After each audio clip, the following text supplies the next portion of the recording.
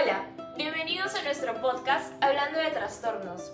El día de hoy hablaremos del trastorno discapacidad intelectual, conocido también como el trastorno del desarrollo intelectual. Me presento, soy Adira Cari Rosell, una de las expositoras de hoy que te hablará un poco de lo que es el trastorno, sus causas, sus consecuencias y qué áreas afectan. Empecemos. Este trastorno es una condición que se caracteriza por limitaciones significativas en el funcionamiento intelectual y en la capacidad adaptativa. Y sus causas incluyen anomalías genéticas como el síndrome de Down, complicaciones durante el embarazo, en el parto, exposiciones a sustancias tóxicas, infecciones a temprana edad del desarrollo, traumas cerebrales, entre otras. ¿Y las consecuencias del trastorno cuáles son? Bueno, varían en función de la gravedad de la discapacidad y de las necesidades de apoyo de cada persona. Algunas pueden presentar dificultades en el aprendizaje, en el desarrollo del lenguaje, habilidades motoras, en la memoria y en la capacidad para resolver problemas. También pueden enfrentar desafíos en el área de las habilidades sociales y de comunicación, así como la independencia para realizar actividades de la vida diaria. Alguna de las áreas afectadas es las habilidades cognitivas generales, como el razonamiento, la comprensión verbal, la memoria, la atención y el pensamiento abstracto. También en el aprendizaje de las habilidades básicas, como la lectura, la escritura y las matemáticas. También incluyen habilidades prácticas para las vidas diarias, ¿no? Dificultades para establecer y mantener relaciones sociales. Las áreas del cerebro que están involucradas en estas afectaciones son la corteza prefrontal, lóbulo temporal, área parietal y el hipocampo. Gracias. Ahora daremos pase a la siguiente expositora. Bien, ahora les habla la expositora Claudia Ojeda Sandoval, que seguirá mencionando las áreas importantes que intervienen dentro de este trastorno. Como otra área importante tenemos al lóbulo occipital, que es la región del cerebro que se localiza principalmente en la parte posterior de cada hemisferio cerebral, cuya principal función es regular, coordinar y procesar la visión, por lo que si esta área se ve afectada, su principal síntoma son las alteraciones visuales, pero también los procesos cognitivos. Por lo que si una persona no logra mantener la atención en una acción o un objeto determinado, no podrá comprender la acción que deberá ejecutar más adelante. También tenemos el análisis visoespacial, que es la capacidad para representar, analizar y manipular algún objeto. Otra área importante es el lóbulo frontal, que está asociado con los procesos cognitivos superiores, en donde se ve reflejado en la toma de decisiones, en la resolución de problemas y sobre todo en la atención. Por ejemplo, una persona debe planificar y decidir realizar alguna acción determinada que llevará a cabo en el transcurso del tiempo. También tenemos las funciones cognitivas, que son procesos mentales que nos permiten llevar a cabo alguna tarea en específica, en donde hace posible que el sujeto tenga un papel importante en los procesos ya sea de recepción, selección y almacenamiento de información.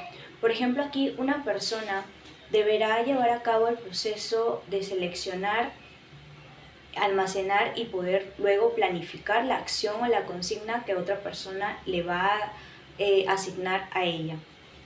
Siguiendo con el lóbulo frontal, donde tenemos la atención, la memoria, la concentración y la abstracción, empezando por la atención, que se divide en dos, que sería la sostenida y la dividida. Por la atención sostenida es la capacidad de mantener el enfoque y la concentración de una tarea o actividad durante un tiempo predeterminado, ¿no?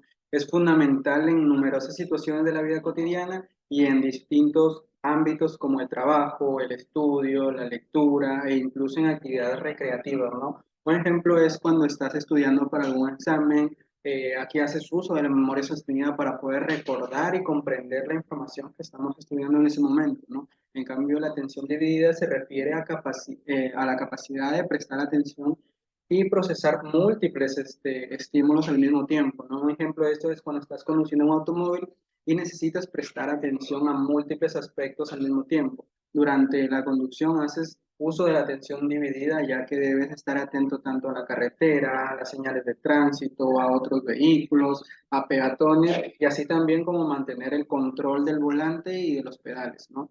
Por otro lado, tenemos la memoria, que es la capacidad del cerebro para adquirir, para almacenar y recuperar información y experiencias a lo largo de la vida, ¿no? Es un proceso cognitivo fundamental que nos permite retener y recordar cosas que hemos aprendido o experimentado en el pasado, ¿no? Tenemos también la concentración, que se refiere a la capacidad de poder enfocar y mantener atención a una tarea o un estímulo en específico durante un periodo de tiempo determinado, ¿no? Ignorando distracciones y manteniendo un nivel de alerta y dedicación adecuado, ¿no? Por ejemplo, imagínate que estás estudiando para un examen muy importante para ti y necesitas crear un ambiente propio para la concentración.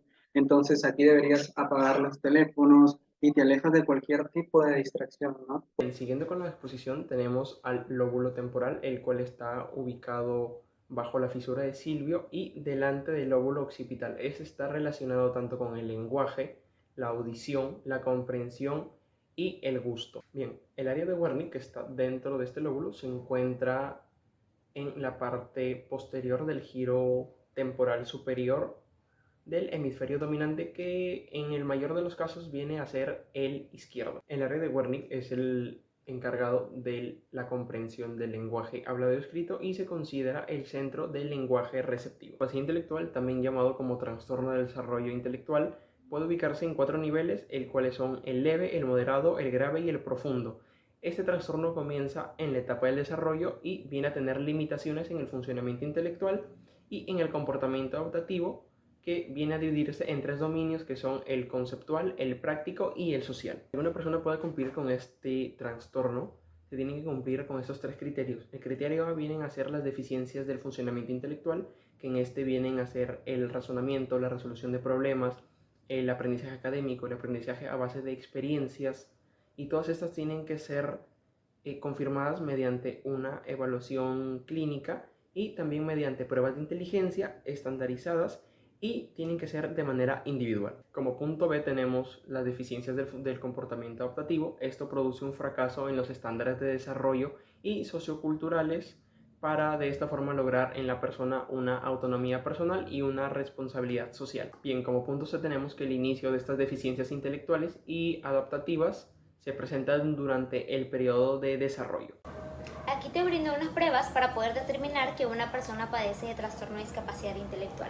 Como primer punto deberíamos evaluar en un examen mental, ¿no? Acá se hace para poder verificar las facultades y pensamientos de una persona y poder determinar si el problema está mejorando o no. Un área que podemos evaluar y es muy importante sería la inteligencia, ¿no? Estas son pruebas que miden pues las habilidades, conocimientos, aptitudes y funciones de una persona evaluada. Aquí podemos ver lo que son las escalas de inteligencia de Wechsler, que podemos utilizar el WIS o también podemos utilizar el WISE. Otro test que podemos utilizar son el test de matrices progresivas de Raven. Otra área que podemos evaluar es la atención y concentración. Aquí mide el grado de capacidad y esfuerzo atencional del evaluado, ¿no? Podemos utilizar tales tests como por ejemplo el de cancelación o el de stroke. Otra área a evaluar sería el de memoria, ¿no? Aquí evalúa el nivel pues, de retención de la información a corto, medio y a largo plazo. Además pues, de la memoria sensorial.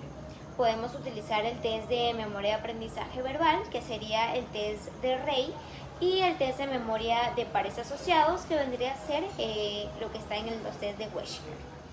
Otra área también muy importante sería el lenguaje, pues, ¿no? Aquí evalúa el nivel fonético del evaluado en el lenguaje repetido. Aquí podemos utilizar test de repetición y palabras y frases, como también el test de fluidez verbal. También podemos evaluar lo que son la percepción, ¿no? Aquí se encuentra pues el test de Benton o el test de Bender. Aquí pues se evalúa lo que es la memoria visual y las habilidades visoconstructivas de la persona a evaluar.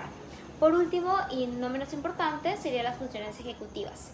Aquí pues es la capacidad de poder planificar, secuenciar y organizar información, ¿no? Para poder resolver problemas.